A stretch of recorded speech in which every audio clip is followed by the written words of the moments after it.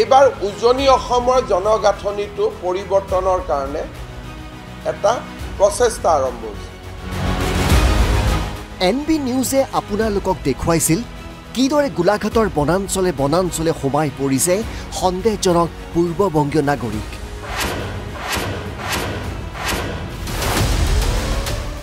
আজি মুখ্যমন্ত্ৰীগৰাকীয়ে ইয়াকে লৈ উদ্বিগ্নতা প্ৰকাশ কৰি ভয়াৱহ ভৱিষ্যতৰ ইংগিত প্ৰদান কৰিলে।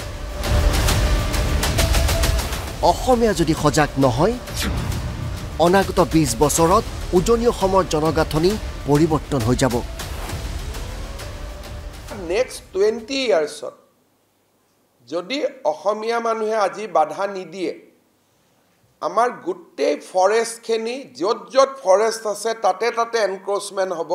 এটা ফৰেষ্ট কাভাৰ নোহোৱা হ'ব, দ্বিতীয় ডেমোগ্ৰাফিৰ পৰিৱৰ্তন হ'ব। এক ষড়যন্ত্ৰৰ অংশ হিচাপে ধুবুৰী, সাউথ চালমৰা ইত্যাদি ঠাইৰ পৰা হাজাৰ হাজাৰ মানুহ আহিছে উজনি অসম আৰু উত্তৰ অসমলৈ। আজি সাউথ চালমাৰাৰ পৰা মানুহ বেংগলত যাব পাৰে, বেটাৰ ইনকাম, আৰু 30 কিলোমিটাৰ গ'লে বেংগল পায়, 50 কিলোমিটাৰ গ'লে বেংগল পায়। কিন্তু তেওঁলোক গৈছে 400 কিলোমিটাৰ টুৱাৰ্ডছ লখিমপুৰ। আৰু আজি আপোনালোকে লখিমপুৰৰ ভোটাৰ লিষ্টখন চাওক, 15 ইয়াৰ্ছত তাৰ ডেমোগ্ৰাফিৰ কিমান পৰিৱৰ্তন হৈছে। মাটি দখল কৰি গাঁও বনাইছে।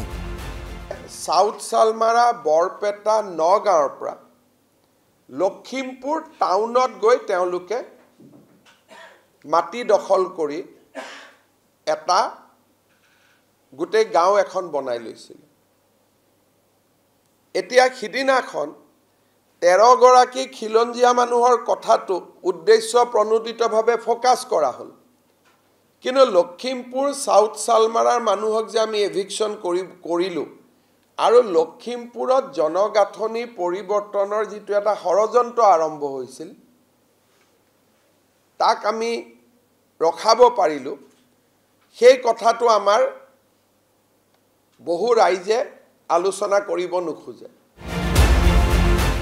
NB নিউজে দেখুওৱা গোলাঘাটৰ সেই উৰিয়াম ঘাটৰ সম্পৰ্কত গভীৰ উদ্বিগ্নতা প্ৰকাশ কৰি মুখ্যমন্ত্ৰীগৰাকীয়ে এইদৰে কয়। এইবিলাক জাগাত বিভিন্ন স্থানৰ পৰা মানুহ গৈ তাৰ জনগাঁথনিটোৰ পৰিৱৰ্তন কৰিছে। যদি মই ওৰাঙৰটো আপোনালোকক দেখুৱালোঁ, বৰচলাটো লাহৰীঘাট ঢিঙৰ মানুহ নদী পাৰ হৈ আহি বৰচলা সমষ্টিত বহিলে, বৰচলাৰ জনগাঁথনিটো পৰিৱৰ্তন কৰি আজি 1 বছৰৰ পৰা ঢিং আৰু লাহৰীঘাটৰ ৰাইজে উৰিয়াম ঘাটত গৈ ফৰেষ্ট ভাঙি আছে। আৰু দুখন তাতে নাইট ছুপাৰ চলে বিটুইন লাহৰীঘাট এণ্ড ঢিং আৰু উৰিয়াম ঘাট। এইবাৰ উজনি অসমৰ জনগাঁথনিটো পৰিৱৰ্তনৰ কাৰণে এটা প্ৰচেষ্টা আৰম্ভ হৈছে। ধাপে ধাপে এতিয়া উজনি অসম দখলৰ লক্ষ্য লোৱা হৈছে। বাছ কিয় চলে? কাৰণ তেওঁলোকৰ ঘৰ এখন ইয়াত আছেই, কিন্তু তেওঁলোকে এতিয়া উৰিয়াম ঘাটলৈকে গ'লে সৰু পথাৰ আৰু বাইদেউৰ সমষ্টিটো নেঘেৰি বিলত গোলাঘাট। যদি গোলাঘাট গৈ পায়, নেক্সট পজিশ্যন ইজ তিতাবৰ। উৰিয়াম ঘাটৰ গাতে লাগি আছে গোলাঘাট, গোলাঘাটৰ গাতে লাগি আছে তিতাবৰ, তিতাবৰৰ গাতে লাগি আছে মৰিয়নি, যোৰহাট। অৰ্থাৎ নেক্সট 20 ইয়াৰ্ছত যদি অসমীয়া মানুহে আজি বাধা নিদিয়ে, আমাৰ গোটেই ফৰেষ্টখিনি য'ত ফৰেষ্ট আছে তাতে এনক্ৰচমেণ্ট হ'ব। এটা ফৰেষ্ট কাভাৰ নোহোৱা হ'ব, দ্বিতীয় ডেমোগ্ৰাফিৰ পৰিৱৰ্তন হ'ব। ইতিমধ্যেই উত্তৰ অসমৰ লখিমপুৰ জিলালৈ গভীৰ সংকট নামি আহিছে। বিগত 15-20 বছৰত সলনি হৈ গৈছে লখিমপুৰৰ জনগাঁথনি। আজি 15 ইয়াৰ্ছত 20 ইয়াৰ্ছত লখিমপুৰৰ জনগাঁথনিৰ কিমান পৰিৱৰ্তন হৈছে আপোনালোকে তাত চাব পাৰে। আৰু কেতিয়াবা যে আপোনালোকে কয় লখিমপুৰতো কংগ্ৰেছ দলৰ ভোট পালে, ইমান ভোট বাঢ়িলে, ইমান ভোট ইকুৱেল টু জনগাঁথনিৰ পৰিৱৰ্তন। স্থানীয় মানুহৰ ভোট নাই, যোৱাকালি মই পৰহি উৰিয়াম ঘাটত ৰাইজৰ লগত কথা পাতিছোঁ এভৰিবডি ইজ কনচাৰ্ণ গুৱাহাটীত থকা মানুহখিনিয়ে সো কল যিখিনি ইণ্টেলেকচুৱেল বুলি কয় তেওঁলোকে প্ৰতিবাদ কৰে কিন্তু উৰিয়াম ঘাটত থকা অসমীয়া মানুহখিনিয়ে মোক কালি মেমৰেণ্ডাম দিছে যে স্যাৰ এইখিনি মানুহ এভিকশন কৰি দিও মুখ্যমন্ত্ৰী গৰাকীয়ে আন এক কৌশলৰ বিষয়েও অৱগত কৰে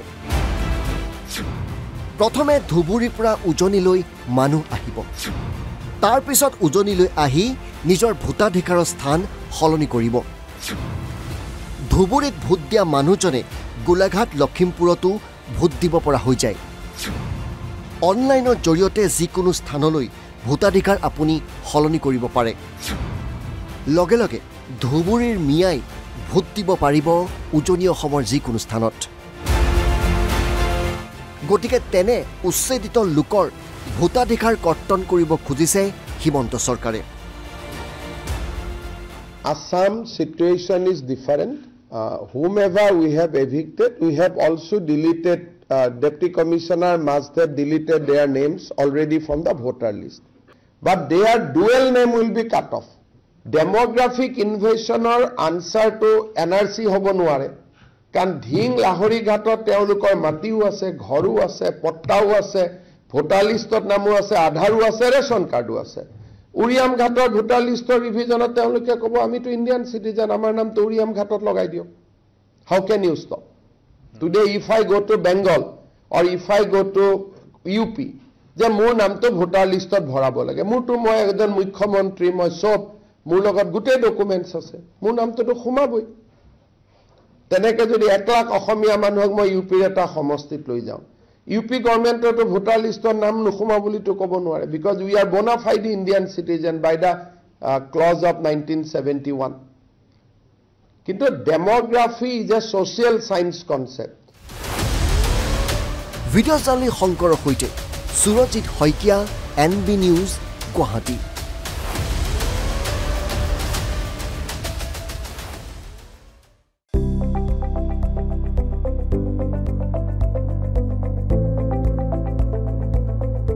NB News, সহজ সৰল ভাষাত নৱ ভাৰতৰ কথা।